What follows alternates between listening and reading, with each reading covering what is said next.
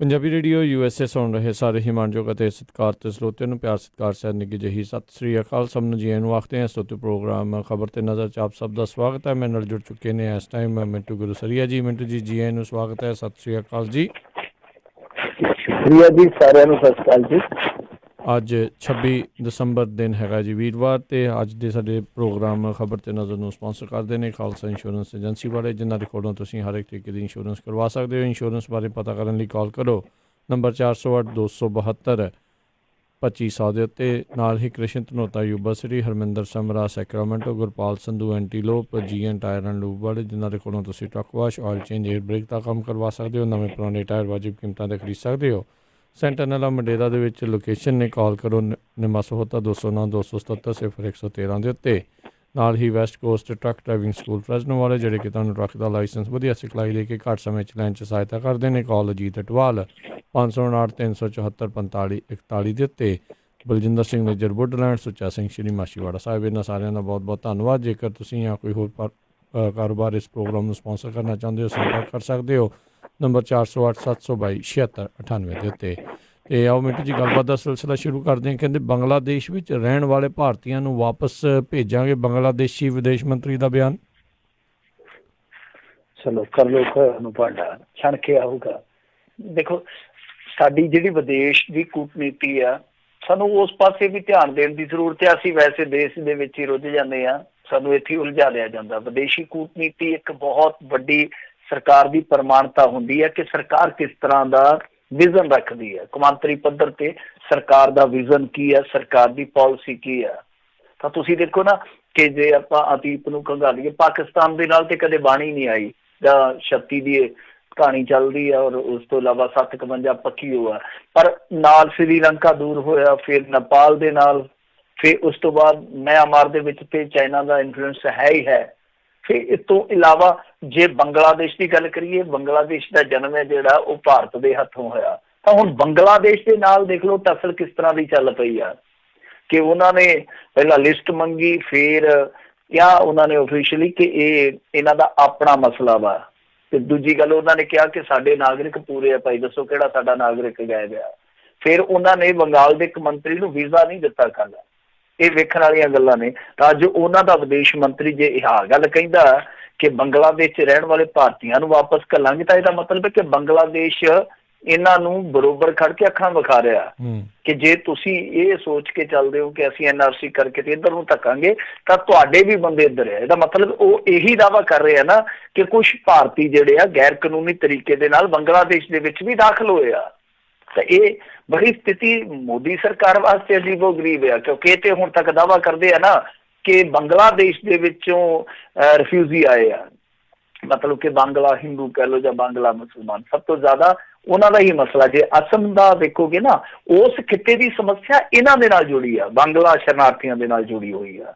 ਤਾਂ ਇਹ ਦਾਅਵਾ ਹੀ ਉਲਟ ਆ। ਉਹ ਤੇ ਇਹਨਾਂ ਦੇ ਦਾਅਵੇ ਨੂੰ ਫਿਰ ਰੱਦ ਹੀ ਕਰ ਰਹੇ। ਉਹ ਕਹਿੰਦੇ ਕਿ ਅਸੀਂ ਹੁਣ ਜਾਂਚ ਪੜਤਾਲ ਕਰਾਵਾਂਗੇ, ਜਿਨ੍ਹਾਂ ਦੇ ਕੋਲ ਕਾਨੂੰਨੀ ਦਸਤਾਵੇਜ਼ ਨਹੀਂ ਹੋਣਗੇ ਉਹਨਾਂ ਨੂੰ ਫਿਰ ਤੁਰੰਤ ਭਾਰਤ ਭੇਜਿਆ ਜਾਊਗਾ। ਤਾਂ ਕਿਸ ਤਰ੍ਹਾਂ ਵੀ ਇੱਕ ਸਾਊਥ ਏਸ਼ੀਆ ਦੇ ਵਿੱਚ ਮੁਹਿੰਮ ਚਲਾਉਣ ਜਾ ਰਹੇ ਆ। ਸਾਰੇ ਮਿਲਣ ਦਾ ਭਾਰਤ ਸਾਰਿਆਂ ਨੂੰ ਜਾਗ ਲਾ ਦੂਗਾ ਕਿ ਇੱਕ ਦੂਜੇ ਨੂੰ ਕੱਢੋ ਕੁੱਟ ਕੇ ਕਿਹੜਾ ਕਿਹੜਾ ਹੈਗਾ। ਤਾਂ ਬਹੁਤ ਵਿਚਿੱਤਰ ਜੀ ਸਥਿਤੀ ਬਣ ਰਹੀ ਹੈ। ਸਮਝ ਤੋਂ ਪਰੇ ਦੀ ਗੱਲ ਆ ਕਿ ਬੈਠੇ ਬਿਠਾਇਆ ਇਸ ਚੁਚਰੀ ਨੂੰ ਛੇੜਨ ਦਾ ਕੀ ਤੁੱਕ ਨਿਕਲਿਆ। ਤਾਂ ਬੰਗਲਾਦੇਸ਼ ਵਰਗਾ ਮੁਲਕ ਵੀ ਵੇਖ ਲਓ, ਵੈਸੇ ਉਹ ਹੁਣ ਉਹ ਪਿੱਛੇ ਨਹੀਂ ਰਹਿ ਗਏ। ਉਹ GDP ਦੇ ਮਾਮਲੇ 'ਚ ਕਹਿੰਦੇ ਆਓ ਸਾਡੇ ਨਾਲ ਮੁਕਾਬਲਾ ਕਰਕੇ ਦੇਖੋ। 8 8.5 ਤੇ ਤੁਰੇ ਫਿਰਦੇ GDP ਗਰੋਥ ਰੇਟ ਜੋ ਉਹਨਾਂ ਦਾ 8 8.5 ਆ। ਤਾਂ ਦੂਜੇ ਪਾਸੇ ਵੇਖੋ, ਬੰਗਲਾਦੇਸ਼ ਵਰਗਾ ਮੁਲਕ ਤੁਹਾਨੂੰ ਇਹ ਬਰੋਬਰ ਕੂਟਨੀਤਿਕ ਜਵਾਬ ਦੇ ਰਿਹਾ ਵੀ ਇੱਕ ਬਹੁਤ ਵੱਡੀ ਗੱਲ ਆ, ਜਿਹੜਾ ਕਿ ਅੱਗੇ ਨਹੀਂ ਹੋਇਆ। ਉਹਨਾਂ ਦੇ ਨਾਲ ਰਿਲੇਸ਼ਨ ਇਹਨਾਂ ਦੇ ਬੜੇ ਮਿੱਠੇ ਰਹਿੰਦੇ ਆ, ਬੜੇ ਠੰਡੇ ਰਹਿੰਦੇ ਆ। ਔਰ ਭਾਰਤ ਤੇ ਬੰਗਲਾਦੇਸ਼ ਦਾ ਸਮਝੌਤਾ ਵੀ ਹੋਇਆ ਨਰਿੰਦਰ ਮੋਦੀ ਦੀ ਸਰਕਾਰ ਵੇਲੇ। ਤੁਹਾਨੂੰ ਯਾਦ ਹੋਣਾ, ਇੱਕ ਬਹੁਤ ਵੱਡਾ ਸਮਝੌਤਾ ਹੋ ਚੁੱਕਾ ਦੋਨਾਂ ਮੁਲਕਾਂ ਦੇ ਦਰਮਿਆਨ, ਕਿਉਂਕਿ ਸਰਹੱਦ ਦਾ ਰੌਲਾ ਸੀਗਾ। ਉਸ ਰੌਲੇ ਨੂੰ ਸੌਟ ਕੀਤਾ ਨਰਿੰਦਰ ਮੋਦੀ ਸਰਕਾਰ ਦੀ। ਉਹ ਇੱਕ ਅਚੀਵਮੈਂਟ ਸੀ ਜਦੋਂ ਆਏ ਆ। ਤਾਂ ਹੁਣ ਹਾਲਾਤ ਕਿਸ ਤਰ੍ਹਾਂ ਬਦਲ ਰਹੇ ਆ ਤੁਸੀਂ ਆਪ ਹੀ ਦੇਖੋ ਕਿ ਉਹਨਾਂ ਦੇ ਜਿਹੜੇ ਵਿਦੇਸ਼ ਮੰਤਰੀ ਆਏ ਕਿ ਅਬਦੁਲ ਮੋਮਿਨ, ਉਹ ਸਿੱਧਾ ਹੀ ਕਹਿ ਰਹੇ ਆ ਕਿ ਅਸੀਂ ਇੱਧਰੋਂ ਭਾਰਤੀਆਂ ਨੂੰ ਦਬਲਾਂਗੇ। ਤਾਂ ਇਹ ਤੇ ਹੁਣ ਉਹੀ ਕਹਾਣੀ ਹੈ ਜਿਵੇਂ ਪੰਜਾਬੀ ਚਾਹੁੰਦੇ ਹੁੰਦੇ ਨਾ, ਜੱਦੇ ਜੰਮੇ ਸੂਰਜ ਭਾਣ ਚੁੱਲ੍ਹੇ ਅੱਗ ਨਾ ਮੰਜੇ ਬਾਣ।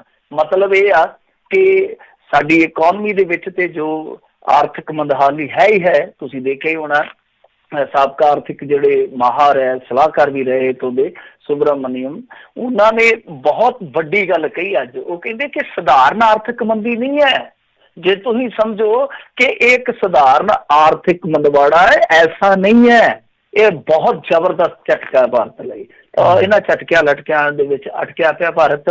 ਸੋ ਅੱਗੇ ਦੇਖਦੇ ਆ ਕੀ ਹੁੰਦਾ। ਪਰ ਇਹ ਕੂਟਨੀਤੀ ਮੇਰੇ ਤੇ ਸਮਝ ਤੋਂ ਬਾਹਰ ਆ ਕਿ ਬੰਗਲਾਦੇਸ਼ ਦੇ ਨਾਲ ਵੀ ਰਿਲੇਸ਼ਨ ਜਿਹੜੇ ਆ ਉਹ ਹੁਣ ਠੀਕ ਨਹੀਂ ਰਹੇ। ਇੱਕ ਬਹੁਤ ਵੱਡੀ ਸੋਚਣ ਵਿਚਾਰਨ ਵਾਲੀ ਗੱਲ ਆ। ਪਰ ਸਾਡੀ ਜਨਤਾ ਤੇ ਵਿਚਾਰੀ ਉਹ ਸਰਟੀਫਿਕੇਟ ਲੱਭ ਰਹੀ ਆ, ਬਾਪ ਦਾਦਿਆਂ ਦੇ ਕਾਗਜ਼ ਲੱਭ ਰਹੇ ਆ, ਕਿਉਂਕਿ ਬਾਪ ਦਾਦੇ ਤੇ ਲੱਭਦੇ ਨਹੀਂ ਹੁਣ, ਉਹ ਤੇ ਵਿਚਾਰੇ ਸਿਵਿਆਂ 'ਚ ਬੈਠੇ ਆ। ਉਹ ਕਾਗਜ਼ ਲੱਭ ਰਹੇ ਆ। ਜਨਤਾ ਨੂੰ ਇਹੋ ਜਿਹੇ ਮੁੱਦੇ ਕਿੱਥੇ ਸੁਝਣੇ ਆ। ਜੀ ਜੀ। ਅਗਲੀ ਜਿਹੜੀ ਮਿੰਟ 'ਚ ਗੱਲ ਕਰਦੇ, ਕਹਿੰਦੇ CAA ਹਿੰਸਾ ਦੇ ਕਰਕੇ ਜਿਹੜੀ ਕਹਿੰਦੇ ਹੁਣ ਜਿਹੜੀ 180 ਦੰਗਾਕਾਰੀਆਂ ਨੂੰ 1.9 ਕਰੋੜ ਰੁਪਏ ਦੀ ਵਸੂਲੀ ਦੇ ਨੋਟਿਸ ਜਾਰੀ। ਮਤਲਬ ਕਿ 1 ਕਰੋੜ 90 ਲੱਖ ਰੁਪਏ ਦੇ ਤਾਂ ਇਹ ਨੋਟਿਸ ਘੱਲੇ ਗਏ ਆ। ਜਿਵੇਂ ਤੁਸੀਂ ਕਿਹਾ 180 ਦੰਗਾਕਾਰੀਆਂ ਨੂੰ ਨੋਟਿਸ ਘੱਲੇ ਗਏ ਆ। ਔਰ ਮੈਂ ਪੜ੍ਹਦਾ ਪਿਆ ਸੀਗਾ ਲਿਸਟ, ਮੇਰੀ ਜਿਗਿਆਸਾ ਵੀ ਸੀਗੀ ਕਿ ਵੇਖਿਆ ਜਾਵੇ ਕਿ ਕਾਹਦਾ ਉਹ ਮੋਟਰਸਾਈਕਲ ਸੜੇ ਪੁਲਿਸ ਦੇ, ਜਾਂ ਚੌਂਕੀ ਤੇ ਹਮਲਾ ਹੋਇਆ, ਉਹਨਾਂ ਦਾ ਫਰਨੀਚਰ ਸੜਿਆ, ਮਸ਼ੀਨਰੀ ਨੂੰ ਜਾਨੀ ਜੋ ਨੁਕਸਾਨ ਪਹੁੰਚਿਆ ਉਹ ਤੇ ਹੈ ਹੀ ਹੈ। ਨਾਲ ਉਹਨਾਂ ਨੇ ਬਿੱਲ ਇਹ ਵੀ ਪਾਇਆ ਹੋਇਆ ਕਿ ਜਿਹੜੀਆਂ ਸਾਡੀਆਂ ਡਾਂਗਾਂ ਟੁੱਟੀਆਂ, ਮਤਲਬ ਕਿ ਮੋਹਰਾਂ ਸੇਕੀਆਂ ਜਿਹੜੀਆਂ ਅਸੀਂ ਲੋਕਾਂ ਦੀਆਂ, ਤੇ ਜੋ ਡਾਂਗਾਂ ਟੁੱਟੀਆਂ ਅਸੀਂ ਡਾਂਗਾਂ ਵੀ ਤੁਹਾਡੇ ਤੋਂ ਭਰਵਾਉਣੀਆਂ ਜੇ ਭੱਜ ਕੇ ਵੇਖ ਲਓ ਕਿੱਥੇ ਤੱਕ ਭੱਜਣਾ। ਤਾਂ ਮਤਲਬ ਜਿਹੜੀਆਂ ਡਾਂਗਾਂ ਟੁੱਟੀਆਂ, ਹੱਡੀਆਂ ਟੁੱਟੀਆਂ ਦਾ ਕੋਈ ਮੁੱਲ ਨਹੀਂ ਹੈ, ਉਹਦਾ ਕੋਈ ਮੁਆਵਜ਼ਾ ਨਹੀਂ ਹੈ। ਅੱਜ ਇਹਨਾਂ ਦਾ ਇੱਕ ਮੰਤਰੀ ਗਿਆ ਸੀਗਾ, ਯੋਗੀ ਸਰਕਾਰ ਦਾ ਇੱਕ ਮੰਤਰੀ ਗਿਆ, ਤੇ ਉਹ ਜਦੋਂ ਗਿਆ ਉਸ ਇਲਾਕੇ ਦੇ ਵਿੱਚ ਜਿੱਥੇ ਕੁਛ ਮੁਸਲਮਾਨ ਮਰੇ ਸਨ ਇਸ ਹਿੰਸਾ ਦੇ ਵਿੱਚ, ਤੇ ਉਹ ਉੱਥੋਂ ਮੁੜ ਆਇਆ। ਮਤਲਬ ਕਿ ਗਿਆ ਤਾਂ ਅਫਸੋਸ ਕਰਨ ਸੀ, ਇੱਕ ਫਿਰਕੇ ਵੱਲ ਚਲਾ ਗਿਆ ਹੋਊਗਾ। ਤਾਂ ਜਦੋਂ ਉਹਨੂੰ ਕਿਹਾ ਕਿ ਤੂੰ ਇਹ ਇੱਦਾਂ ਦਾ ਫਰਕ ਕਿਉਂ ਕਰ ਰਿਹਾ, ਕਹਿੰਦਾ ਨਹੀਂ ਫਰਕ ਨਹੀਂ, ਮੈਂ ਦੰਗਾਈਆਂ ਵੱਲ ਨਹੀਂ ਜਾਣਾ। ਮਤਲਬ ਕਿ ਹੁਣ ਜਿਹੜੇ ਮਰੇ ਆ ਉਹਨਾਂ ਨੂੰ ਦੰਗਾਈਆਂ ਨੂੰ ਪੱਕਾ ਉਹਨਾਂ ਨੇ ਮੋਹਰਬੰਦ ਕਰ ਦਿੱਤਾ ਕਿ ਤੇ ਦੰਗਾਈ ਆ। ਹੁਣ 8 ਸਾਲ ਦਾ ਬੱਚਾ ਮਰਿਆ, ਉਹ ਕਿਹੜਾ ਦੰਗਾਕਾਰੀ ਸੀਗਾ, ਕਿਹੜਾ ਦੰਗਾਕਾਰੀ ਸੀਗਾ। ਸੋ ਸਮਝ ਤੋਂ ਪਰੇ ਦੀ ਗੱਲ ਆ। ਯਦੀ ਯੂਰਪਾ ਨੇ ਤਾਂ ਇੱਥੋਂ ਤੱਕ ਕਹਿ ਦਿੱਤਾ, ਉਹਨੇ ਕਿਹਾ ਕਿ ਅਸੀਂ ਮੁਆਵਜ਼ਾ ਦੇਵਾਂਗੇ, ਪਹਿਲਾਂ ਐਲਾਨ ਕਰ ਦਿੱਤਾ ਕਿ ਜੋ ਮਰੇ ਆ ਅਸੀਂ ਉਹਨਾਂ ਨੂੰ ਮੁਆਵਜ਼ਾ ਦੇਵਾਂਗੇ। ਫੇਰ ਉਹ ਕਹਿੰਦੇ ਕਿ ਨਹੀਂ ਜੀ ਮੁਆਵਜ਼ਾ ਨਹੀਂ ਦੇਣਾ। ਤਾਂ ਹੁਣ ਜਿਹੜੀ ਮਮਤਾ ਬੈਨਰਜੀ ਆ ਉਹ ਐਲਾਨ ਕਰਦੀ ਆ, ਕਹਿੰਦੀ ਆ ਕਿ ਜਿਹੜੇ ਕਰਨਾਟਕ ਦੇ ਵਿੱਚ ਮਰੇ ਇਸ ਤਰ੍ਹਾਂ ਅਸੀਂ ਉਹਨਾਂ ਨੂੰ 5-5 ਲੱਖ ਰੁਪਈਆ ਦੇਵਾਂਗੇ। ਤਾਂ ਦੇਖੋ ਕਿਸ ਤਰ੍ਹਾਂ ਦਾ ਮਾਹੌਲ ਚੱਲਦਾ। ਮੈਂ ਕੱਲ੍ਹ ਵੀ ਇਹ ਗੱਲ ਕਹੀ ਸੀਗੀ ਕਿ ਯੂਪੀ ਦੇ ਵਿੱਚ ਜਿੰਨਾ ਕੰਮ ਹੋਇਆ, ਜਿੰਨਾ ਫਸਾਦ ਵਧਿਆ, ਉਹਦੀ ਚਲੋ ਇੱਕ ਜ਼ਿੰਮੇਵਾਰੀ ਤਾਂ ਹੈ ਹੀ ਆ ਜਿਨ੍ਹਾਂ ਨੇ ਹਿੰਸਾ ਕੀਤੀ, ਜਿਹੜੇ ਹਿੰਸਕ ਲੋਕ ਆ। ਕਿਉਂਕਿ ਕੁਛ ਵਿਜ਼ੂਅਲ ਇਸ ਤਰ੍ਹਾਂ ਦੇ ਆਏ ਆ ਸਾਹਮਣੇ ਜਿਹਦੇ ਵਿੱਚ ਭੀੜ ਚੋਂ ਲੋਕ ਗੋਲੀਆਂ ਚਲਾ ਰਹੇ ਆ, ਮੂੰਹ ਉਹਨਾਂ ਦੇ ਬੱਧੇ ਆ। ਉਹ ਕੌਣ ਬੰਦੇ ਆ ਕਿ ਸਮਝ ਤੋਂ ਪਰੇ ਦੀ ਗੱਲ ਹੈ, ਜਾਂਚ ਪੜਤਾਲ ਦਾ ਵਿਸ਼ਾ ਕਿ ਭੀੜ ਦੇ ਵਿੱਚ ਅਸਲਾ ਲੈ ਕੇ ਜਿਹੜੇ ਲੋਕ ਬੜੇ ਆ, ਉਹ ਭੀੜ ਦਾ ਉਹੀ ਮੰਤਵ ਲੈ ਕੇ ਚੱਲ ਰਹੇ ਸੀਗੇ, ਜਾਂ ਉਹਨਾਂ ਦਾ ਮੰਤਵ ਇਹੀ ਸੀਗਾ ਕਿ ਭੀੜ ਨੂੰ ਬਦਨਾਮ ਕੀਤਾ ਜਾਵੇ, ਜਾਂ ਭੀੜ ਦੇ ਅੱਗੇ ਜਦੋਂ ਪੁਲਿਸ ਖੜੀ ਹੋਊਗੀ ਤਾਂ ਪੁਲਿਸ ਜਵਾਬੀ ਕਾਰਵਾਈ ਕਰੇ। ਸੋ ਇਹ ਹੁਣ ਸੋਚਣ ਵਿਚਾਰਨ ਦਾ ਵਿਸ਼ਾ ਵਾ। ਤਾਂ ਖੈਰ ਇਹਨਾਂ ਨੇ ਵਸੂਲੀ ਵਾਸਤੇ 180 ਦੰਗਾਕਾਰੀਆਂ ਨੂੰ ਨੋਟਿਸ ਭੇਜੇ। ਪਰ ਇੱਥੇ ਇੱਕ ਹੋਰ ਵੀ ਸਵਾਲ ਉੱਠੇਗਾ। ਚਲੋ ਇਸ ਚੀਜ਼ ਨੂੰ ਇੱਕ ਵਾਰੀ ਆਪਾਂ ਰੱਖ ਦਈਏ, ਜਿਨ੍ਹਾਂ ਲੋਕਾਂ ਨੇ ਸਭ ਕੁਛ ਕੀਤਾ, ਠੀਕ ਆ, ਕਿ ਉਹਨਾਂ ਲੋਕਾਂ ਨੂੰ ਕਾਰਵਾਈ ਦੀ ਜ਼ਦ ਚ ਲੈਣਾ ਚਾਹੀਦਾ, ਚਾਹੇ ਕੋਈ ਹਿੰਦੂ ਆ ਚਾਹੇ ਕੋਈ ਮੁਸਲਮਾਨ ਆ। ਪਰ ਇੱਕ ਬਹੁਤ ਵਾਜਬ ਸਵਾਲ ਜਿਹੜਾ ਇੱਥੇ ਉੱਠੇਗਾ ਉਹ ਇਹ ਆ ਕਿ ਸਰਕਾਰ ਆਪਣੇ ਪੱਧਰ ਤੇ ਕਿਸੇ ਨੂੰ ਦੋਸ਼ੀ ਕਰਾਰ ਕਿਸ ਤਰ੍ਹਾਂ ਦੇ ਰਹੀ ਹੈ। ਇੱਕ ਬਹੁਤ ਵੱਡਾ ਸਵਾਲ ਆ ਮੇਰੇ ਖਿਆਲ ਦੇ ਨਾਲ ਕਿ ਜਦੋਂ ਕੋਈ ਟਰਾਇਲ ਚੱਲਦਾ, ਉਸ ਤੋਂ ਬਾਅਦ ਐਵੀਡੈਂਸ ਲੈ ਜਾਂਦੇ ਆ, ਦੋਹਾਂ ਧਿਰਾਂ ਦੇ ਪੱਖ ਸੁਣੇ ਜਾਂਦੇ ਆ, ਉਸ ਤੋਂ ਬਾਅਦ ਕੋਈ ਫੈਸਲਾ ਬਣਾਇਆ ਜਾਂਦਾ ਕਿ ਹਾਂ ਭਾਈ ਆ ਫਿਰ ਦੋਸ਼ੀ ਆ, ਫਿਰ ਉਸ ਤੋਂ ਬਾਅਦ ਉਹਦੇ ਤੋਂ ਹਰਜਾਨਾ ਵਸੂਲਿਆ ਜਾਂਦਾ, ਜੁਰਮਾਨਾ ਵਸੂਲਿਆ ਜਾਂਦਾ, ਜਾਂ ਉਹਨੂੰ ਕੈਦ ਕੀਤੀ ਜਾਂਦੀ ਆ। ਆਹੀ ਚੀਜ਼ ਚੱਲਦੀ ਆ ਨਾ, ਸਾਰੇ ਮੁਲਕਾਂ ਦਾ ਸਿਸਟਮ ਲੋਕਤੰਤਰਿਕ ਢੰਗਾਂ ਦੇ ਨਾਲ ਇੱਦਾਂ ਹੀ ਚੱਲਦਾ। ਪਰ ਆਹ ਕਿਹੜਾ ਸਿਸਟਮ ਹੋਇਆ ਕਿ ਅਸੀਂ ਜੀ ਬੰਦੇ ਆਇਡੈਂਟੀਫਾਈਡ ਕੀਤੇ ਆ, ਚਲੋ ਇਹਨਾਂ ਨੂੰ ਨੋਟਿਸ ਤੇ ਕਰੋ ਵਸੂਲੀ। ਇਹ ਤੇ ਮੇਰੇ ਖਿਆਲ ਦੇ ਨਾਲ ਬੜਾ ਅਜੀਬੋ ਗਰੀਬ ਜਿਹਾ ਇਹ ਮਾਹੌਲ ਹੈ ਨਾ, ਕਿਉਂਕਿ ਇਹ ਉੱਥੇ ਤੇ ਅਫਰਾ ਤਫਰੀ ਮੱਚੀ ਆ। ਕੁਛ ਲੋਕ ਹਾਲੇ ਵੀ ਯੂਪੀ ਪੁਲਿਸ ਦੇ ਡਰ ਤੋਂ ਦੱਸਦੇ ਆ ਕਿ ਹਿਜਰਤ ਕਰਦੇ ਪਏ ਆ, ਹਾਲੇ ਵੀ, ਤੇ ਛੱਡ ਕੇ ਆਪਣੇ ਘਰ ਲਾਂਭੇ ਜਾ ਰਹੇ ਆ। ਲੋਕ ਜਿਹੜੇ ਆ, ਕੁਛ ਲੋਕ ਹੈ ਜਿਹੜੇ ਉਹ ਹੂਲੀਆ ਬਦਲ ਰਹੇ, ਮਤਲਬ ਕਿ ਜਿਨ੍ਹਾਂ ਦੀਆਂ ਲੰਬੀਆਂ ਦਾੜੀਆਂ ਉਹ ਦਾੜੀਆਂ ਕੁਤਰਾ ਰਹੇ ਆ। ਤਾਂ ਇਹ ਇੱਕ ਬਹੁਤ ਅਜੀਬੋ ਗਰੀਬ ਜਿਹਾ ਮਾਹੌਲ ਆ ਕਿ ਤੁਸੀਂ ਆਪਣੇ ਪੱਧਰ ਤੇ ਹੀ ਆਇਡੈਂਟੀਫਾਈਡ ਕਰ ਰਹੇ ਹੋ ਲੋਕਾਂ ਨੂੰ, ਔਰ ਆਪਣੇ ਪੱਧਰ ਤੇ ਆਪਣੀ ਮਰਜ਼ੀ ਦਾ ਜੁਰਮਾਨਾ ਵਸੂਲ ਰਹੇ ਹੋ। ਤਾਂ ਉਹ ਦੋਸ਼ੀ ਹੈ ਜਾਂ ਨਹੀਂ, ਇਹਦੇ ਲਈ ਤੁਸੀਂ ਛਾਨਣਾ ਕਿਹੜਾ ਲਾਇਆ? ਮਤਲਬ ਕਿ ਉਹਨਾਂ ਨੂੰ ਸਮਾਂ ਕਿੱਥੇ ਦਿੱਤਾ ਤੁਸੀਂ ਆਪਣਾ ਪੱਖ ਰੱਖਣ ਵਾਸਤੇ? ਉਹਨਾਂ ਦਾ ਪੱਖ ਵੀ ਸੁਣਿਆ ਜਾਣਾ ਚਾਹੀਦਾ, ਕਿਉਂਕਿ ਕਈ ਵਾਰ ਕੈਮਰੇ ਸੱਚ ਨਹੀਂ ਬੋਲਦੇ। ਆਪਾਂ ਕਹਿ ਦਿੰਦੇ ਹਾਂ ਕੈਮਰਾ ਕਦੇ ਝੂਠ ਨਹੀਂ ਬੋਲਦਾ, ਕਈ ਵਾਰ ਕੈਮਰੇ ਵੀ ਸੱਚ ਨਹੀਂ ਬੋਲਦੇ। ਅੱਜ ਕੱਲ੍ਹ ਤੇ ਤੁਹਾਨੂੰ ਪਤਾ ਹੀ ਹੈ ਨਾ ਕਿ ਆ ਜਿਹੜੀ ਹੈਗੀ ਫੇਸਬੁੱਕ ਤੇ ਜਾਂ ਟਵਿੱਟਰ ਤੇ ਕਿਸ ਤਰ੍ਹਾਂ ਕੈਮਰੇ ਜਿਹੜੇ ਆ ਉਹ ਬੁਲਵਾ ਲਏ ਜਾਂਦੇ ਆ, ਧੜ ਕਿਸੇ ਦਾ ਗਲ ਕਿਸੇ ਦਾ ਲਾ ਲਏ ਜਾਂਦੇ, ਜਿਵੇਂ ਪੈਰ ਵੱਢ ਕੇ ਕਿਸੇ ਦਾ ਕਹਿੰਦੇ ਨਾ ਲਾ ਲੈਂਦੇ ਆ, ਤੇ ਕੁਛ ਇਸ ਤਰ੍ਹਾਂ ਕੱਦ ਵਧਾ ਲੈਂਦੇ ਆ ਲੋਕ, ਤਾਂ ਇਸ ਤਰ੍ਹਾਂ ਵੀ ਕੀਤਾ ਜਾਂਦਾ। ਉਹ ਮੈਂ ਇੱਕ ਸਵਾਲ ਖੜਾ ਕਰ ਰਿਹਾ ਕਿ ਅਥੈਂਟਿਸਿਟੀ ਦਾ ਸਵਾਲ ਆ, ਭਰੋਸੇਯੋਗਤਾ ਦਾ ਸਵਾਲ ਆ ਕਿ ਤੁਸੀਂ ਆਪਣੇ ਪੱਧਰ ਤੇ ਆਇਡੈਂਟੀਫਾਈਡ ਕੀਤਾ, ਆਪਣੇ ਪੱਧਰ ਤੇ ਤੁਸੀਂ ਟਰਾਇਲ ਕੀਤਾ, ਆਪਣੇ ਪੱਧਰ ਤੇ ਬੰਦੇ ਨੂੰ ਦੋਸ਼ੀ ਕਰਾਰ ਦੇ ਦਿੱਤਾ, ਤੇ ਇਹਦੇ ਵਿੱਚ ਮੇਰੇ ਖਿਆਲ ਦੇ ਨਾਲ ਕਾਨੂੰਨਨ ਪੱਖ ਤੋਂ ਦੇਖੀਏ ਤਾਂ ਕੁਛ ਨਾ ਕੁਛ ਗਲਤ ਜ਼ਰੂਰ ਹੋ ਰਿਹਾ। ਬਾਕੀ ਹੁਣ ਦੇਖੋ, ਇਹ ਕਹਿੰਦੇ ਆ ਕਿ ਅਸੀਂ ਦੰਗਾਈਆਂ ਦੇ ਘਰ ਨਹੀਂ ਜਾਣਾ, ਅਸੀਂ ਫਸਾਦੀਆਂ ਦੇ ਘਰ ਨਹੀਂ ਜਾਣਾ, ਪਰ ਇਹ ਲੋਕ ਉਹਨਾਂ ਦੇ ਘਰਾਂ 'ਚ ਚਲੇ ਜਾਂਦੇ ਆ ਜਿਨ੍ਹਾਂ ਨੇ ਲਿੰਚਿੰਗ ਕੀਤੀ ਹੁੰਦੀ ਹੈ ਕਾਊ ਦੇ ਨਾਂ ਤੇ, ਉਹਨਾਂ ਨੂੰ ਜਾ ਕੇ ਹਾਰ ਵੀ ਪਾ ਦਿੰਦੇ, ਉਹਨਾਂ ਦੇ ਕੋਲ ਜੇਲ੍ਹਾਂ 'ਚ ਵੀ ਚਲੇ ਜਾਂਦੇ ਆ। ਇਹਨਾਂ ਦੇ ਤੇ ਸਾਕਸ਼ੀ ਮਹਾਰਾਜ ਵਰਗੇ ਇਹੋ ਜਿਹੇ ਭੱਦਰ ਪੁਰਸ਼ ਆ ਜਿਹੜੇ ਬਲਾਤਕਾਰੀਆਂ ਦੀਆਂ ਮੁਲਾਕਾਤਾਂ ਕਰਨ ਚਲੇ ਜਾਂਦੇ ਜੇਲ੍ਹ ਦੇ ਵਿੱਚ। ਜੀ ਜੀ ਜੀ। ਅਗਲੀ ਜਿਹੜੀ ਮਿੰਟੂ ਜੀ ਗੱਲ ਕਰਦੇ ਹਾਂ, ਕਹਿੰਦੇ ਰਵੀਨਾ ਟੰਡਨ, ਫਰਾਹ ਖਾਨ, ਭਾਰਤੀ ਸਿੰਘ ਵਿਰੁੱਧ ਪੰਜਾਬ ਵਿੱਚ ਮਾਮਲੇ ਦਰਜ। ਦੇਖੋ ਆਂਦੇ ਹੁੰਦੇ ਆ ਕਿ ਨੱਥ ਖਸਮ ਹੱਥ, ਖਸਮ ਮਤਲਬ ਕਿ ਖੁਦਾ, ਕਿ ਨੱਥ ਜਿਹੜੀ ਹੈ ਨਾ ਬੰਦੇ ਦੀ ਨੱਥ ਜਿਹੜੀ ਉਹ ਖਸਮ ਦੇ ਹੱਥ ਆ, ਉਹ ਕਿਸੇ ਵੇਲੇ ਵੀ ਬੰਦੇ ਨੂੰ ਰੋਕ ਸਕਦਾ ਨੱਥ ਖਿੱਚ ਕੇ, ਰੋਕ ਜਾ ਬਸ ਆ ਜਾ ਹੁਣ ਤੇਰਾ ਕੰਮ ਖਤਮ ਆ, ਤੇਰਾ ਟੈਂਟਾ ਪੂਰਾ। ਤਾਂ ਖੈਰ ਇਹਨਾਂ ਦੀ ਜੇ ਮੈਂ ਕਹੂੰਗਾ ਕਿ ਉਹ ਖਸਮ ਜਿਹੜਾ ਨਾ ਕੁਛ ਲੋਕਾਂ ਦਾ ਉਹ ਪੈਸਾ ਬਣ ਜਾਂਦਾ। ਮੈਂ ਇੱਥੇ ਕਿਸੇ ਬੀਬੀ ਨੂੰ ਨਹੀਂ ਕਹਿ ਰਿਹਾ, ਕੁਛ ਲੋਕਾਂ ਦਾ ਮੈਂ ਗੱਲ ਕਰ ਰਿਹਾ ਕਿ ਕੁਛ ਲੋਕਾਂ ਦਾ ਪੈਸੇ ਪਿੱਛੇ ਇੰਨਾ ਜ਼ਿਆਦਾ ਉਹ ਹੋ ਜਾਂਦਾ ਕਿ ਬਸ ਉਹਨਾਂ ਨੂੰ ਕੁਛ ਪਤਾ ਨਹੀਂ ਲੱਗਦਾ ਗਲਤ ਕਰ ਰਹੇ ਨੇ ਸਹੀ ਕਰ ਰਹੇ ਆ। ਇਸ ਤਰ੍ਹਾਂ ਹੀ ਇੱਕ ਮਾਮਲਾ ਪੰਜਾਬ ਦੇ ਵਿੱਚ ਦਰਜ ਹੋਇਆ ਸੀਗਾ ਰਾਮਦੇਵ ਤੇ। ਰਾਮਦੇਵ ਨੇ ਵੀ ਇੱਕ ਬਹੁਤ ਵੱਡੀ ਟਿੱਪਣੀ ਕੀਤੀ ਸੀ ਇੱਕ ਭਾਈਚਾਰੇ ਨੂੰ ਲੈ ਕੇ, ਤਾਂ ਉਹਦੇ ਖਿਲਾਫ ਇੱਥੇ ਪੰਜਾਬ 'ਚ ਹੀ ਮਾਮਲਾ ਦਰਜ ਹੋਇਆ ਸੀ। ਫੇਰ ਵਾਰੀ ਆ ਗਈ ਸੀਗੀ ਰਾਖੀ ਸਾਵੰਤ ਦੀ। ਰਾਖੀ ਸਾਵੰਤ ਨੇ ਵੀ ਇੱਕ ਭਾਈਚਾਰੇ ਦੇ ਖਿਲਾਫ ਇੱਕ ਬਹੁਤ ਵੱਡੀ ਟਿੱਪਣੀ ਕੀਤੀ ਸੀ, ਉਹਦੇ ਖਿਲਾਫ ਵੀ ਮੁਕੱਦਮਾ ਦਰਜ ਹੋਇਆ ਤੇ ਉਹਨੂੰ ਇੱਥੇ ਤਰੀਕਾਂ ਭੁਗਤਣੀਆਂ ਪਈਆਂ। ਫਿਰ ਜਦੋਂ 2 ਕੁ ਤਰੀਕਾਂ ਤੇ ਮੇਰੇ ਖਿਆਲ ਦੇ ਨਾਲ ਆਈ, 1-2 ਤਰੀਕਾਂ ਤੇ ਆਈ ਆ, ਪਹਿਲਾਂ ਤੇ ਉਹ ਆਉਂਦੀ ਨਹੀਂ ਸੀਗੀ, ਫਿਰ ਬੰਬੇ ਤੱਕ ਚੱਲ ਗਈ ਪੁਲਿਸ, ਪੰਜਾਬ ਪੁਲਿਸ ਤੁਹਾਨੂੰ ਪਤਾ ਹੀ ਹੈ, ਫਿਰ ਜਦੋਂ ਜਾਂਦੀ ਹੈ ਤਾਂ ਥੋੜਾ ਦਿਖਾਉਂਦੀ ਹੈ ਦਮਖਮ, ਤਾਂ ਉਹ ਆਈ 2 ਤਰੀਕ ਤੇ ਹੀ ਫਿਰ ਉਹਨੇ ਬਹੁਤ ਸਿਆਣੀ ਬਣ ਕੇ ਰਾਜੀਨਾਮਾ ਕਰ ਲਿਆ ਸੀ, ਮਾਫੀ ਮੰਗ ਲਈ ਸੀਗੀ। ਪਰ ਇਹ ਸਾਰਾ ਕੁਛ ਕਰਦੇ ਲਈ ਪਬਲਿਸਿਟੀ ਵਾਸਤੇ। ਤਾਂ ਉਸ ਸਮੇਂ ਰਾਮਦੇਵ ਨੇ ਜਿਹੜਾ ਬਿਆਨ ਦਿੱਤਾ ਸੀਗਾ ਉਹ ਉਹਨੇ ਆਪਣੇ ਆਕਾਮਾਂ ਨੂੰ ਖੁਸ਼ ਕਰਨ ਵਾਸਤੇ, ਕਿਉਂਕਿ ਉਦੋਂ ਚੁਣਾਵੀ ਮਾਹੌਲ ਸੀਗਾ। ਤਾਂ ਫਿਰ ਮੈਂ ਉਹੀ ਕਹਿਣਾ ਕਿ ਆਕਾਂਖਸ਼ਾਵਾਂ ਜਿਹੜੀਆਂ ਹੁੰਦੀਆਂ ਨਾ ਕੁਛ ਲੋਕਾਂ ਦੀਆਂ ਖਤਮ ਬਣ ਜਾਂਦੀਆਂ, ਚਾਹੇ ਪੈਸੇ ਦੀ ਆਕਾਂਖਸ਼ਾਵਾ ਹੋਵੇ ਚਾਹੇ ਮਸ਼ਹੂਰੀ ਦੀ ਹੋਵੇ। ਪਰ ਆ ਜੋ ਕੁਛ ਚੱਲਦਾ ਪਿਆ ਠੀਕ ਨਹੀਂ ਹੈ, ਠੀਕ ਨਹੀਂ ਹੈ, ਕਿਉਂਕਿ ਤੁਸੀਂ ਆਰਟਿਸਟ ਹੋ, ਆਰਟਿਸਟ ਦਾ ਕੰਮ ਇਹ ਆ ਕਿ ਨਾ ਕਿਸੇ ਦੀ ਚੰਗੀ ਵਿੱਚ ਨਾ ਕਿਸੇ ਦੀ ਮੰਦੀ ਵਿੱਚ, ਕਿ ਤੁਸੀਂ ਆਪਣਾ ਕਲਾ ਰਾਹੀਂ ਲੋਕਾਂ ਨੂੰ ਜਾਗਰੂਕ ਕਰ ਸਕਦੇ ਹੋ, ਪਰ ਭਲਾ ਨਹੀਂ ਤਾਂ ਚੁੱਪ ਕਰਕੇ ਬੈਠੇ ਰਹੋ ਭਾਈ। ਪਰ ਇਹਨਾਂ ਨੇ ਕੰਮ ਹੋਰ ਹੀ ਫੜਿਆ, ਦੂਸਰੇ ਪਾਸੇ ਤੁਰ ਪੈਂਦੇ ਆ। ਤਾਂ ਆ ਜਿਹੜਾ ਹੁਣ ਲੰਘ ਕੇ ਗਿਆ 25 ਦਸੰਬਰ ਵਾਲਾ ਕ੍ਰਿਸਮਿਸ ਦਾ ਦਿਹਾੜਾ ਸੀਗਾ, ਇੱਕ ਸ਼ੋਅ ਦੇ ਵਿੱਚ ਇਹ ਬੀਬੀਆਂ ਇਕੱਠੀਆਂ ਹੋਈਆਂ ਸੀ, ਉਹ ਬੀਬੇ ਵੀ ਹੈਗੇ ਸੀ ਵਿੱਚ, ਤਾਂ ਇਹਨਾਂ ਨੇ ਉਹ ਜਿਹੜਾ ਸਾਈਆਂ ਦਾ ਹੈਗਾ ਇੱਕ ਨਾਰਾ ਹਾਲੇਲੂਇਆ, ਸ਼ਾਇਦ ਹਾਲੇਲੂਇਆ ਜਿਹਨੂੰ ਕਹਿੰਦੇ ਆ, ਤਾਂ ਉਹਦੇ ਮੁਤਲਕ ਬਹੁਤ ਭੱਦੀਆਂ ਟਿੱਪਣੀਆਂ ਕੀਤੀਆਂ, ਬਹੁਤ ਭੱਦੇ ਢੰਗ ਦੇ ਨਾਲ ਪੇਸ਼ਕਾਰੀ ਕੀਤੀ ਹੈ ਸਾਰੇ ਐਪੀਸੋਡ ਦੀ। ਤਾਂ ਉਸ ਤੋਂ ਬਾਅਦ ਫਿਰ ਜਿਹੜਾ ਕ੍ਰਿਸਚਨ ਭਾਈਚਾਰਾ ਇੱਥੇ ਪੰਜਾਬ ਦੇ ਵਿੱਚ ਤੁਹਾਨੂੰ ਪਤਾ ਕ੍ਰਿਸਚਨਾਂ ਦੀ ਗਿਣਤੀ ਹੈ, ਤਾਂ ਉਹਨਾਂ ਨੇ ਇੱਕ ਤੇ ਇਹਨਾਂ ਦੇ ਖਿਲਾਫ ਮੁਜ਼ਾਹਰਾ ਵੀ ਕੀਤਾ ਅਜਨਾਲਾ ਦੇ ਵਿੱਚ। ਫਿਰ ਮੇਰੇ ਖਿਆਲ ਦੇ ਨਾਲ ਮੁਕੱਦਮਾ ਵੀ ਦਰਜ ਹੋ ਗਿਆ। ਤਾਂ ਹੁਣ ਇਹਨਾਂ ਤਿੰਨਾਂ ਨੂੰ ਸਿਆਪਾ ਪੈ ਸਕਦਾ, ਕਿਉਂਕਿ FIR ਜੇ ਕੱਟੀ ਗਈ ਤਾਂ ਫਿਰ ਇਹਨਾਂ ਨੂੰ ਉਹੀ ਰਾਖੀ ਸਾਵੰਤ ਵਾਲਾ ਗੇੜ ਪੈ ਜਾਣਾ, ਜਿਵੇਂ ਰਾਖੀ ਸਾਵੰਤ ਨੂੰ ਇੱਥੇ ਆਉਣਾ ਪਿਆ ਸੀਗਾ। ਤਾਂ ਰਾਖੀ ਸਾਵੰਤ ਇਕੱਲੀ ਆਈ ਨਹੀਂ ਸੀਗੀ, ਫਿਰ ਮਾਫੀ ਮੰਗ ਕੇ ਇੱਥੋਂ ਨਿਕਲੀ ਸੀਗੀ। ਤਾਂ ਰਾਮਦੇਵ ਵਾਲਾ ਮਾਮਲਾ ਮੈਨੂੰ ਨਹੀਂ ਪਤਾ ਨਿਬੜ ਗਿਆ ਕਿ ਨਹੀਂ ਨਿਬੜ ਗਿਆ। ਰਾਮਦੇਵ ਦੇ ਖਿਲਾਫ ਵੀ ਸਮਨ ਜਾਰੀ ਹੋਏ ਸੀਗੇ, ਕਿਉਂਕਿ ਉਹਨੇ ਵੀ ਇੱਕ ਭਾਈਚਾਰੇ ਨੂੰ ਇੱਥੇ ਟਾਰਗੇਟ ਕੀਤਾ ਸੀਗਾ। ਸੋ ਕਹਿਣ ਦਾ ਮਤਲਬ ਹੈ ਕਿ ਸਿਆਣੇ ਬਣ ਕੇ ਚਲੋ ਕੀ ਫਾਇਦਾ, ਇਹਨਾਂ ਪੈਸੇ ਪਿੱਛੇ ਇੰਨੇ ਨਹੀਂ ਹੋਣਾ ਚਾਹੀਦਾ ਕਿ ਤੁਹਾਨੂੰ ਖਿਆਲ ਹੀ ਨਾ ਰਵੇ ਕਿ ਕਿਸੇ ਧਰਮ ਨੂੰ ਤੁਸੀਂ ਆਹਤ ਕਰ ਰਹੇ ਹੋ, ਕਿਸੇ ਧਾਰਮਿਕ ਭਾਵਨਾ ਨੂੰ ਤੁਸੀਂ ਠੇਸ ਪਹੁੰਚਾ ਰਹੇ ਹੋ। ਤੁਹਾਨੂੰ ਇਹਨਾਂ ਤੇ ਖਿਆਲ ਰਹਿਣਾ ਚਾਹੀਦਾ ਨਾ, ਕਲਾਕਾਰ ਨੂੰ ਇੰਨਾ ਧਿਆਨ ਰੱਖਣਾ ਚਾਹੀਦਾ ਕਿ ਮੈਂ ਤਾਂ ਭਾਈ ਸਾਂਝਾ ਬੰਦਾ, ਮੇਰੇ ਹੱਥੋਂ ਕਿਸੇ ਨੂੰ ਠੇਸ ਨਾ ਲੱਗ ਜਾਵੇ। ਔਰ ਕਮਾਲ ਦੀ ਗੱਲ ਆ ਕਿ ਉਹਦੇ ਵਿੱਚ ਇੱਕ ਬਹੁਤ ਮੰਨੀ ਪ੍ਰਮੰਨੀ ਡਾਇਰੈਕਟਰ ਆ ਫਰਾਹ ਖਾਨ, ਬਹੁਤ ਪੁਰਾਣੀ ਆ ਬੇਬੀ, ਬਹੁਤ ਵੱਡਾ ਨਾਮ ਆ। ਫਰਾਹ ਖਾਨ ਉਸ ਸ਼ੋਅ ਨੂੰ ਹੋਸਟ ਕਰਦੀ ਆ ਤੇ ਉਹਨੇ ਟਾਰਗੇਟ ਦਿੱਤਾ ਸੀ, ਮਤਲਬ ਕਿ ਹਾਲੇਲੂਇਆ ਸਪੈਲਿੰਗਾਂ ਦੇ ਵਿੱਚ ਲਿਖਣਾ ਸੀ। ਇੱਕ ਰਵੀਨਾ ਟੰਡਨ ਸੀ, ਇੱਕ ਸਾਡੇ ਇੱਥੇ ਪੰਜਾਬ ਦੀ ਕੁੜੀ ਆ ਭਾਰਤੀ ਸਿੰਘ।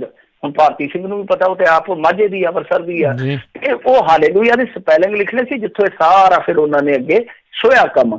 ਤਾਂ ਇਹ ਇੱਕ ਬਹੁਤ ਮੈਂ ਕਹੂੰਗਾ ਕਿ ਮਾੜੀ ਗੱਲ ਆ ਕਿ ਫਰਾਹ ਖਾਨ ਵਰਗੀ ਜਿਹੜੀ ਏਡੀ ਪੁਰਾਣੀ ਡਾਇਰੈਕਟਰ ਆ ਉਹ ਵੀ ਇਸ ਮਾਮਲੇ ਦੇ ਵਿੱਚ ਉਲਝ ਗਈ। ਸੋ ਅੱਗੇ ਦੇਖਦੇ ਆ, ਇਹ ਆਪਣੀਆਂ ਕੀਤੀਆਂ ਉਹ ਜਿਵੇਂ ਆਖਿਆ ਸੀਗਾ ਨਾ ਮਖਸੂਸਪੁਰੀਏ ਨੇ ਭੁਗਤ ਨਤੀਜੇ ਮਖਸੂਸਪੁਰੀਆ, ਤਾਂ ਹੁਣ ਨਤੀਜੇ ਇਹਨਾਂ ਨੇ ਭੁਗਤਣੇ ਆ। ਜੀ ਜੀ। ਅਗਲੀ ਜਿਹੜੀ ਮਿੰਟੂ ਜੀ ਗੱਲ ਕਰਦੇ, ਕਹਿੰਦੇ ਪੱਤਰਕਾਰ ਨਾਲ ਬਦਸਲੂਕੀ ਮਾਮਲੇ ਦੇ ਵਿੱਚ ਹੁਣ ਬੋਲੇ ਨੇ ਭਗਵੰਤ ਮਾਨ, ਸਮਰਥਕ ਤੇ ਜਿਹੜੇ ਪੱਤਰਕਾਰ ਨੇ ਦੋਵੇਂ ਧੜੇ ਉੱਦਾਂ ਹੀ ਅੜੇ ਨੇ। ਹਾਂ ਬਿਲਕੁਲ, ਇਹ ਤੇ ਜਿਵੇਂ ਕਹੀਏ ਨਾ ਕਿ ਐਸੀ ਜਿੱਦ ਤੇ ਅੜ ਗਏ ਆ ਕਿ ਮੈਂ ਨਾ ਮਾनू मैं ना मानू। वो जिमें कहने आके ना हमारी जिद है कि दीवानगी ना छोड़ेंगे ना तुम भी कोई कसर रखना आजमाने में। ਏਦਾਂ ਹੀ ਆ ਕਿ ਦੋਵੇਂ ਇੱਕ ਦੂਜੇ ਨੂੰ ਇਹੀ ਕਹਿ ਰਹੇ, ਦੋਵੇਂ ਧੜੇ ਇੱਕ ਦੂਜੇ ਨੂੰ ਇਹੀ ਆਖ ਰਹੇ ਆ। ਤਾਂ ਖੈਰ ਇਹ ਜਿਹੜਾ ਭਗਵੰਤ ਮਾਨ ਹੋਰਾਂ ਵਾਲਾ ਵਿਵਾਦ ਆ ਉਹ ਤੁਹਾਨੂੰ ਪਤਾ ਹੀ ਆ ਕਿ ਕੱਲ ਦਿਨ ਤੋਂ ਬਹੁਤ ਜ਼ਿਆਦਾ ਭਖਿਆ ਹੋਇਆ। ਉਹ ਲੜਾਈ ਜਿਹੜੀ ਆ ਹੁਣ ਸੋਸ਼ਲ ਮੀਡੀਆ ਤੇ ਆ ਗਈ ਹੈ ਦੋ ਧੜਿਆਂ ਦੇ ਦਰਮਿਆਨ। ਮਤਲਬ ਇੱਕ ਪਾਸੇ ਭਗਵੰਤ ਮਾਨ ਦੇ ਸਮਰਥਕ ਹੈ, ਦੂਸਰੇ ਪਾਸੇ ਪੱਤਰਕਾਰ ਵੀ ਆ। ਪੱਤਰਕਾਰ ਗਰਾਊਂਡ ਤੇ ਵੀ ਵਿਰੋਧ ਕਰਦੇ ਪਏ ਆ, ਪੁਤਲੇ ਫੂਕੇ ਗਏ, ਕੁਛ ਥਾਵਾਂ ਤੇ ਮੰਗ ਕੀਤੀ ਗਈ ਆ ਕਿ ਭਗਵੰਤ ਮਾਨ ਮਾਫੀ ਮੰਗੇ, ਅਲਟੀਮੇਟਮ ਵੀ ਦਿੱਤੇ ਗਏ ਆ। ਪਰ ਜਿਹੜੇ ਭਗਵੰਤ ਮਾਨ ਦੇ ਸਮਰਥਕ ਆ ਉਹ ਹੁਣ ਉਹਨਾਂ ਦਾ ਇੱਕ ਤਰੀਕਾ ਹੈਗਾ, ਤੁਹਾਨੂੰ ਪਤਾ ਹੀ ਆ ਕਿ ਜਿਸ ਤਰ੍ਹਾਂ ਉਹਨਾਂ ਦੀ IT ਟੀਮ ਕੰਮ ਕਰਦੀ ਆ, ਉਹ ਪੱਤਰਕਾਰ ਨੂੰ ਮੁਹਰੇ ਲਾਈ ਫਿਰਦੇ ਆ। ਕਦੇ ਉਹਦੀ ਬੋਤਲ ਵਾਲੀ ਤਸਵੀਰ ਉਹਦੇ ਤੇ ਕੁਛ ਲਿਖ ਦਿੱਤਾ, ਕਦੇ ਉਹ ਸੋਈ ਵਾਲਾ ਜਿਹੜਾ ਇੱਕ ਪੋਸਟਰ ਹੈ ਉਹ ਘੁਮਾ ਦਿੰਦੇ, ਕਹਿੰਦੇ ਕਿ ਇਹ ਤਾਂ ਅਕਾਲੀਆਂ ਦਾ ਬੰਦਾ। ਫਿਰ ਮਜੀਠੀਏ ਨੂੰ ਮਿਲਦਾ ਪ੍ਰੈਸ ਕਾਨਫਰੰਸ ਦੇ ਵਿੱਚ, ਪੱਤਰਕਾਰ ਕਹਿੰਦੇ ਤੇ ਅਕਾਲੀਆਂ ਦਾ ਪੱਕਾ ਬੰਦਾ ਵਾ। ਤਾਂ ਕਹਿਣ ਦਾ ਮਤਲਬ ਕਿ ਇਸ ਤਰ੍ਹਾਂ ਦਾ ਇੱਕ ਲਹਿਰ ਦੇ ਰੂਪ ਦੇ ਵਿੱਚ ਟਾਰਗੇਟ ਛੱਡਿਆ ਜਾ ਰਿਹਾ, ਟਾਰਗੇਟ ਕੀਤਾ ਜਾ ਰਿਹਾ, ਇੱਕ ਲਹਿਰ ਚਲਾ ਕੇ ਪੱਤਰਕਾਰ ਦੇ ਉਲਟ ਕੇ ਪੱਤਰਕਾਰ ਨੂੰ ਸਾਬਤ ਕੀਤਾ ਜਾ ਰਿਹਾ ਕਿ ਵਾਕਿਆ ਹੀ ਇਹ ਅਕਾਲੀਆਂ ਦਾ ਬੰਦਾ ਸੀਗਾ, ਇੱਕ ਵਿਸ਼ੇਸ਼ ਏਜੰਡੇ ਤਹਿਤ ਉੱਥੇ ਆਇਆ ਸੀਗਾ ਪ੍ਰੈਸ ਕਾਨਫਰੰਸ। ਹੁਣ ਦੇਖੋ ਬੜੀਆਂ ਦੋ ਤਿੰਨ ਸਧਾਰਨ ਗੱਲਾਂ ਨੇ, ਜੇ ਆਪਾਂ ਸਧਾਰਨ ਤਰਕਾਂ ਦੇ ਨਾਲ ਉਹਨਾਂ ਚੀਜ਼ਾਂ ਨੂੰ ਲਈਏ, ਕਿਉਂਕਿ ਲੈਣਾ ਤੁਸੀਂ ਆਪੋ ਆਪਣੇ ਨਜ਼ਰੀਏ ਦੇ ਨਾਲ ਹੁੰਦਾ, ਗੱਲ ਨੂੰ ਸਾਰੇ ਆਪਾਂ ਆਜ਼ਾਦ ਹਾਂ ਇਸ ਤਰੀਕੇ ਨਾਲ ਕਿ ਹਾਂ ਆਪਾਂ ਆਪਣੇ ਤੌਰ ਤਰੀਕੇ ਨਾਲ ਸੋਚੀਏ, ਗੱਲ ਨੂੰ ਵਿਚਾਰੀਏ। ਦੇਖੋ ਜੇ ਕੋਈ ਬੰਦਾ ਆਪਣੇ ਘਰ ਦੇ ਵਿੱਚ ਪੀਂਦਾ ਖਾਂਦਾ, ਤੁਸੀਂ ਉਹਨੂੰ ਕਿਸ ਤਰ੍ਹਾਂ ਰੋਕ ਸਕਦੇ ਹੋ? ਔਰ ਤੁਸੀਂ ਕਿਸ ਤਰ੍ਹਾਂ ਕਹਿ ਸਕਦੇ ਹੋ ਕਿ ਅਕਾਲੀਆਂ ਦੀ ਦਿੱਤੀ ਬੋਤਲ ਖੋਲੀ ਬੈਠਾ? ਹਾਲਾਂਕਿ ਮੈਂ ਇਹ ਨਹੀਂ ਕਹਿੰਦਾ ਕਿ ਪੀਓ, ਮੈਂ ਇਹ ਗੱਲ ਕਹਿੰਦਾ ਕਿ ਜਿਹੜੀ ਚੀਜ਼ ਇੱਥੇ ਲੀਗਲਾਈਜ਼ ਆ ਉੱਥੇ ਛੱਤੀ ਪੀਂਦੇ ਰਾਤ ਨੂੰ, ਪਰ ਪੀ ਕੇ ਕੋਈ ਢੁੱਡ ਤੇ ਨਹੀਂ ਨਾ ਮਾਰਦਾ ਕਿਸੇ ਨੂੰ, ਜਦ ਤੱਕ ਕੋਈ ਨੁਕਸਾਨ ਨਹੀਂ ਪਹੁੰਚਾਉਂਦਾ। ਤੁਸੀਂ ਕਿਸੇ ਨੂੰ ਇਹ ਨਹੀਂ ਕਹਿ ਸਕਦੇ ਕਿ ਹਾਂ ਬਾਈ ਇਹ ਕਿਉਂ ਪੀਂਦਾ, ਕਿਉਂਕਿ ਇਹ ਚੀਜ਼ਾਂ ਲੀਗਲਾਈਜ਼ ਨੇ। ਹਰੇਕ ਬੰਦੇ ਦੀ ਆਪਦੀ ਵਿਵੇਕ ਬੁੱਧੀ ਤੇ ਨਿਰਭਰ ਹੈ ਉਹਨੇ ਕੀ ਛੱਡਣਾ ਕੀ ਖਾਣਾ ਪੀਣਾ। ਦੂਜੀ ਚੀਜ਼ ਇਹ ਆ ਕਿ ਸਟੂਡੈਂਟ ਲਾਈਫ ਦੇ ਵਿੱਚ ਕਿਸ ਪੋਲੀਟਿਕਸ ਨੂੰ ਬੰਦਾ ਕਰਦਾ ਲਾਈਕ, ਕਿਸ ਵਿਚਾਰਧਾਰਾ ਨੂੰ ਲਾਈਕ ਕਰਦਾ। ਬਹੁਤ ਸਾਰੇ ਪੱਤਰਕਾਰ ਜਿਹੜੇ ਆ ਉਹ ਪਹਿਲਾਂ ਲੈਫਟਿਸਟ ਹੁੰਦੇ ਆ, ਫਿਰ ਪੱਤਰਕਾਰ ਬਣ ਜਾਂਦੇ ਆ, ਫਿਰ ਕਈ ਵਾਰ ਰਾਈਟ ਵਿੰਗ ਵੱਲ ਵੀ ਚਲੇ ਜਾਂਦੇ। ਇਹ ਸਾਰਾ ਵਰਤਾਰਾ ਚੱਲਦਾ ਹੈ। ਤਾਂ ਮੈਂ ਨਹੀਂ ਸਮਝਦਾ ਕਿ ਇਹਦੇ ਵਿੱਚ ਕੋਈ ਟਰੋਲਿੰਗ ਵਾਲੀ ਕੋਈ ਬਹੁਤ ਠੋਸ ਵਜ੍ਹਾ ਕਿ ਹਾਂਜੀ ਇਹ ਸੋਈ ਦਾ ਬੰਦਾ ਫਲਾਂ ਦਾ ਬੰਦਾ। ਤਾਂ ਅੱਜ ਭਗਵੰਤ ਮਾਨ ਨੇ ਵੀ ਇਹ ਗੱਲ ਕਹੀ ਆ ਕਿ ਉਹ ਇੱਕ ਖਾਸ ਏਜੰਡੇ ਤਹਿਤ ਉੱਥੇ ਆ ਕੇ ਸਵਾਲ ਪੁੱਛ ਰਿਹਾ ਸੀਗਾ। ਤਾਂ ਜੇ ਤੁਸੀਂ ਹਾਂ ਗੱਲ ਕਹੋ, ਚਲੋ ਭਗਵੰਤ ਮਾਨ ਦੀ ਗੱਲ ਨੂੰ ਇੱਕ ਦਫਾ ਪਾਸੇ ਰੱਖ ਦਿੰਦੇ ਆ, ਜਿਹੜੀ ਹਾਂ ਗੱਲ ਕਹਿੰਦੀ ਆ ਕਿ ਇਹ ਸੋਈ ਦਾ ਪਹਿਲਾ ਕਾਰਕੁਨ ਸੀਗਾ ਫਿਰ ਪੱਤਰਕਾਰ ਬਣ ਗਿਆ, ਤੇ ਇਸ ਤਰ੍ਹਾਂ ਤੇ ਭਗਵੰਤ ਮਾਨ ਵੀ ਫਿਰ ਇੱਕ ਦੋ ਪਾਰਟੀਆਂ ਚੋਂ ਆਇਆ। ਤਾਂ ਇਹਨਾਂ ਦੇ ਵਿੱਚ ਵੀ ਆਸ਼ੂਤੋਸ਼ ਰਹਿ ਕੇ ਗਿਆ, ਜਿਹੜਾ ਕੌਮੀ ਪੱਧਰ ਦਾ ਬਹੁਤ ਵਧੀਆ ਪੱਤਰਕਾਰ ਆ, ਕੌਮੀ ਪੱਤਰਕਾਰਤਾ ਦੇ ਵਿੱਚ ਇੱਕ ਨਾਮ ਆ। ਆਸ਼ੂਤੋਸ਼ ਹੁਣ ਵੀ ਪੱਤਰਕਾਰਤਾ ਕਰ ਰਿਹਾ, ਤਾਂ ਕੀ ਉਹਦੀ ਪੱਤਰਕਾਰਤਾ ਤੇ ਸਵਾਲ ਖੜਾ ਕਰਦੀ ਹੈ ਕਿ ਨਹੀਂ ਤੂੰ ਤੇ ਆਮ ਆਦਮੀ ਪਾਰਟੀ ਵਾਲਿਆਂ ਨਾਲ ਹਾਲੇ ਵੀ ਜੁੜਿਆ ਹੋਏਗਾ ਅੰਦਰ ਖਾਤੇ? ਸੋ ਕਹਿਣ ਦਾ ਮਤਲਬ ਇਹ ਹੈ ਕਿ ਸਾਨੂੰ ਇਸੇ ਪਰਪੇਖ ਚੋਂ ਇਹ ਚੀਜ਼ਾਂ ਨੂੰ ਵੇਖਣਾ ਚਾਹੀਦਾ। ਅੱਜ ਭਗਵੰਤ ਮਾਨ ਨੇ ਜਦੋਂ ਇਸ ਚੀਜ਼ ਬਾਰੇ ਦੱਸਿਆ ਕਿ ਅਸੀਂ ਤੇ ਸੱਦਿਆ ਹੀ ਨਹੀਂ ਸੀ ਪੱਤਰਕਾਰਾਂ ਨੂੰ, ਤਾਂ ਉਹਦੇ ਵਿੱਚ ਇੱਕ ਚੀਜ਼ ਜਿਹੜੀ ਆ ਉਹ ਹੋਰ ਵੀ ਬਹੁਤ ਇੱਕ ਦੁਵਿਧਾ ਪੈਦਾ ਕਰਦੀ ਆ ਕਿ ਭਗਵੰਤ ਮਾਨ ਇਹ ਮੰਨਦੇ ਆ, ਕਹਿੰਦੇ ਆ ਕਿ ਇਸ ਚੀਜ਼ ਨੂੰ ਟਾਲਿਆ ਜਾ ਸਕਦਾ ਸੀਗਾ। ਹਾਲਾਂਕਿ ਉਹਨਾਂ ਨੇ ਰਿਲਾਈਜ਼ ਨਹੀਂ ਕੀਤਾ, ਉਹਨਾਂ ਨੇ ਕੋਈ ਅਫਸੋਸ ਨਹੀਂ ਪ੍ਰਗਟਾਇਆ ਇਸ ਚੀਜ਼ ਤੇ। ਉਹਨਾਂ ਨੇ ਕਿਹਾ ਕਿ ਟਾਲਿਆ ਜਾ ਸਕਦਾ ਸੀ ਇਸ ਮੁੱਦੇ ਨੂੰ। ਤਾਂ ਟਾਲੇ ਜਾਣ ਦਾ ਮਤਲਬ ਹੈ ਕਿ ਵਾਕਿਆ ਕਿਤੇ ਨਾ ਕਿਤੇ ਉਹਨਾਂ ਨੂੰ ਲੱਗਦਾ ਹੈ ਕਿ ਗਲਤ ਹੋਇਆ, ਤਾਂ ਹੀ ਆਪਾਂ ਕਹਿੰਦੇ ਨਾ ਇਸ ਚੀਜ਼ ਨੂੰ ਯਾਰ ਟਾਲਿਆ ਜਾ ਸਕਦਾ ਸੀਗਾ। ਤਾਂ ਜੇ ਇਸ ਚੀਜ਼ ਨੂੰ ਟਾਲਿਆ ਜਾ ਸਕਦਾ ਸੀ ਤਾਂ ਟਾਲਿਆ ਕਿਉਂ ਨਹੀਂ ਗਿਆ? ਬਹੁਤ ਵੱਡਾ ਸਵਾਲ ਆ ਕਿ ਟਾਲਿਆ ਕਿਸ ਵੱਲੋਂ ਜਾਣਾ ਸੀਗਾ?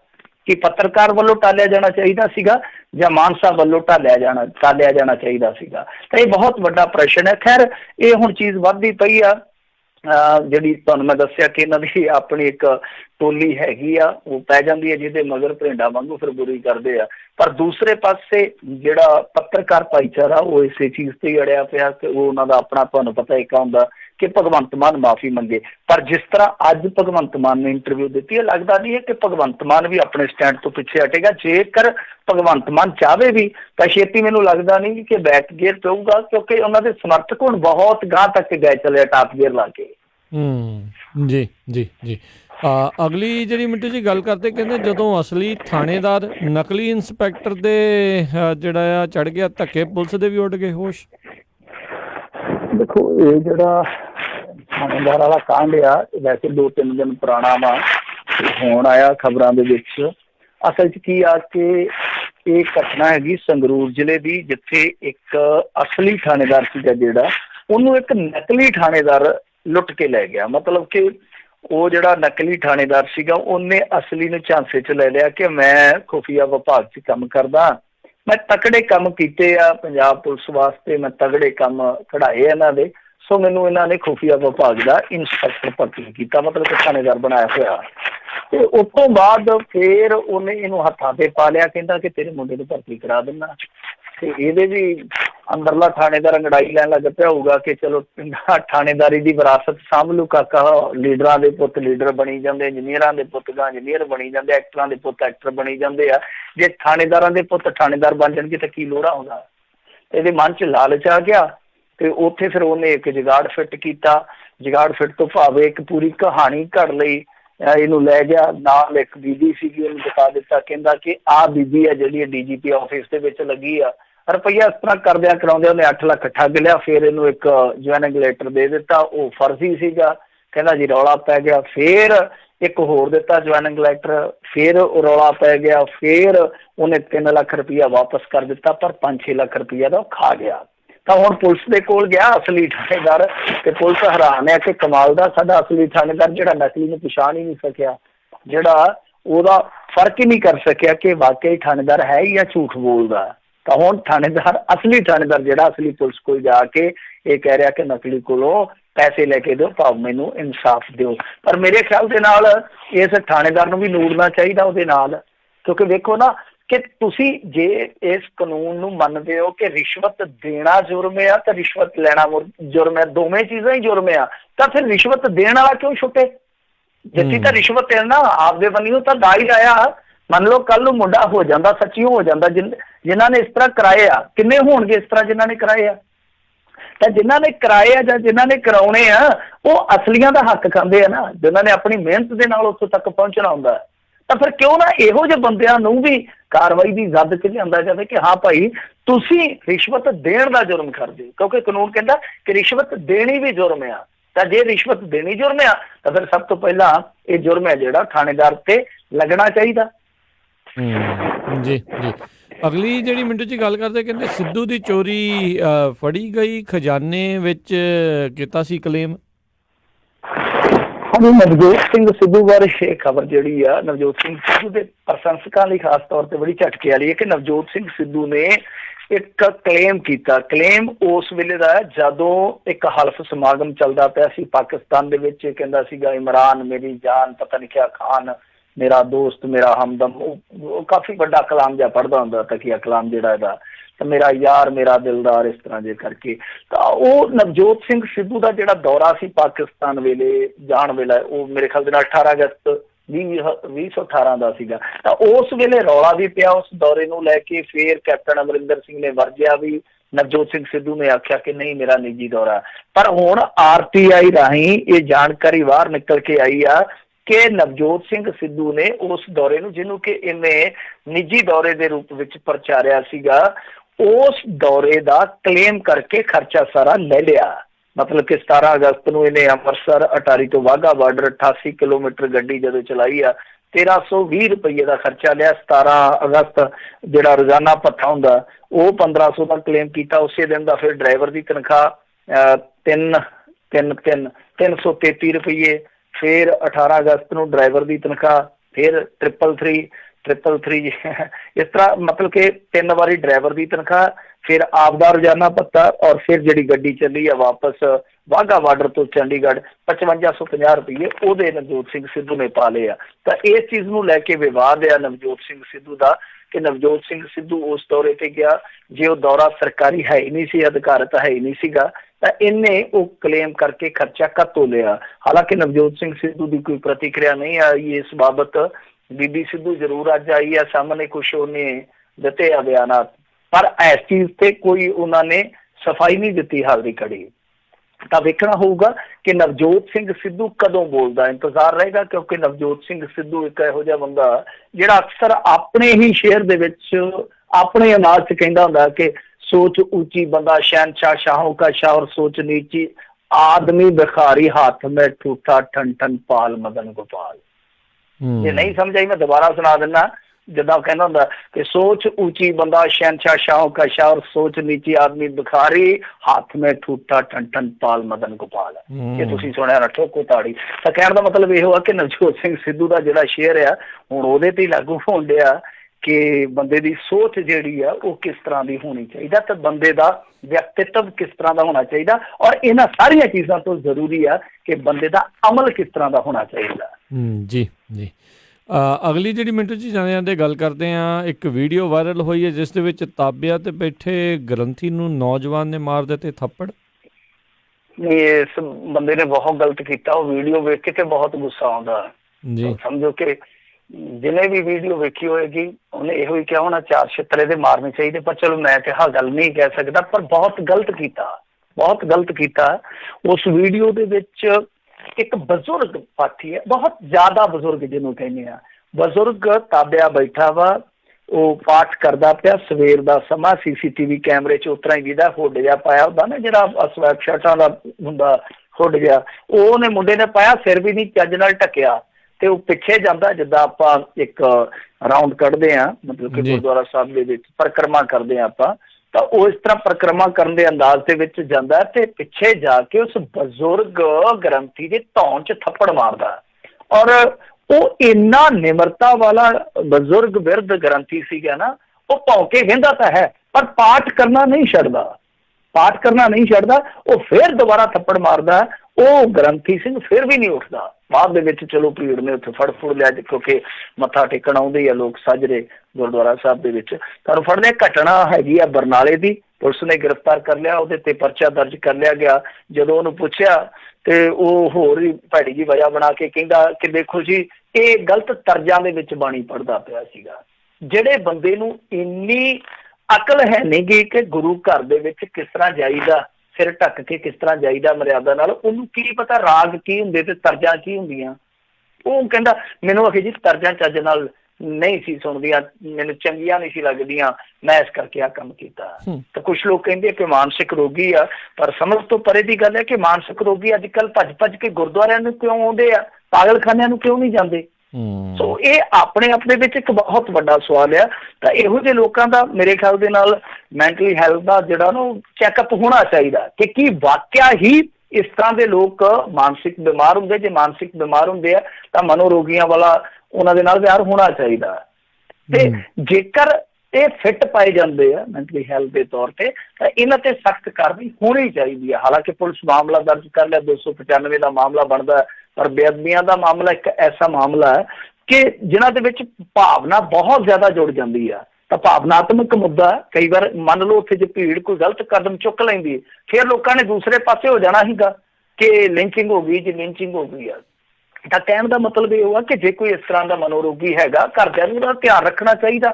ਔਰ ਦੂਜੀ ਚੀਜ਼ ਇਹ ਆ ਕਿ ਪੁਲਿਸ ਨੂੰ ਵੀ ਵੇਖਣਾ ਚਾਹੀਦਾ ਕਿ ਇਹੋ ਜਿਹੇ ਅਨਸਰ ਆ ਜਿਹੜੇ ਉਹ ਜਦੋਂ ਇਸ ਤਰ੍ਹਾਂ ਦਾ ਕੰਮ ਕਰ ਜਾਂਦੇ ਆ, ਦੁਬਾਰਾ ਉਹ ਫੇਰ ਇਹੋ ਜਿਹੇ ਮਾਮਲਿਆਂ ਦੇ ਵਿੱਚ ਕਿਤੇ ਫੇਰ ਤਾਂ ਨਹੀਂ ਸ਼ਾਮਲ ਹੁੰਦੇ। ਔਰ ਦੂਜੀ ਚੀਜ਼ ਜਿਹੜੀ ਆ ਕਿ ਕਿਤੇ ਇਹਨਾਂ ਦੀ ਭਾਵਨਾ ਕੋਈ ਹੋਰ ਤਾਂ ਨਹੀਂ, ਫਿਰਕੂ ਭਾਵਨਾ ਤਾਂ ਨਹੀਂ। ਇਹ ਵੀ ਇੱਕ ਬਹੁਤ ਵੱਡਾ ਸਵਾਲ ਆ ਕਿ ਇਹ ਸਾਰੀਆਂ ਚੀਜ਼ਾਂ ਪੁਲਿਸ ਨੂੰ ਜਾਂਚ ਪੜਤਾਲ ਕਰ ਲੈਣੀਆਂ ਚਾਹੀਦੀਆਂ ਕਿ ਉਹ ਦੁਬਾਰਾ ਕੀ ਕਰਦੇ ਆ ਔਰ ਉਹਨਾਂ ਦੀ ਭਾਵਨਾ ਕਿਤੇ ਫਿਰਕੂ ਰੰਗ ਦੇ ਵਿੱਚ ਤੇ ਨਹੀਂ ਰੰਗੀ ਹੋਈ। ਇਹਨਾਂ ਚੀਜ਼ਾਂ ਦਾ ਨਿਸਤਾਰਾ ਹੋਣਾ ਚਾਹੀਦਾ ਕਿਉਂਕਿ ਸਾਡੀ ਸੁਸਾਇਟੀ ਦੀ ਹਾਰਮੋਨੀ ਵਾਸਤੇ ਬਹੁਤ ਜ਼ਰੂਰੀ ਹੈ ਚੀਜ਼ਾਂ। ਜੀ ਜੀ ਜੀ ਤੇ ਮਿੰਟੂ ਜੀ ਬਹੁਤ ਬਹੁਤ ਤੁਹਾਡਾ ਧੰਨਵਾਦ ਕਰਦੇ ਹਾਂ, ਤੁਸੀਂ ਸਾਡੇ ਨਾਲ ਜੁੜੇ, ਇਹਨਾਂ ਖਬਰਾਂ ਬਾਰੇ ਤੁਸੀਂ ਜਾਣਕਾਰੀ ਦਿੱਤੀਆਂ। ਅਗਲੀ ਵਾਰ ਤੱਕ ਲਈ ਬੜੀ ਮਿਹਰਬਾਨੀ, ਪਿਆਰ ਭਰੀ ਸਤਿ ਸ਼੍ਰੀ ਅਕਾਲ ਜੀ। ਸਤਿ ਸ਼੍ਰੀ ਅਕਾਲ ਜੀ। ਤੇ ਸੋਤੇ ਉੱਥੇ ਹੀ ਸਾਡਾ ਅੱਜ ਦਾ ਇਹ ਪ੍ਰੋਗਰਾਮ ਸਮਾਪਤ ਆ। ਮਿਲਦੇ ਹਾਂ ਅਗਲੀ ਵਾਰ, ਉਦੋਂ ਤੱਕ ਲਈ ਮੇਰੇ ਵੱਲੋਂ ਵੀ ਪਿਆਰ ਭਰੀ ਸਤਿ ਸ਼੍ਰੀ ਅਕਾਲ ਜੀ। ਵਾਸਤੇ ਰਹੋ, ਹੱਸਦੇ ਖੇਲਦੇ ਰਹੋ, ਸੁਣਦੇ ਰਹੋ ਪੰਜਾਬੀ ਰੇਡੀਓ USA।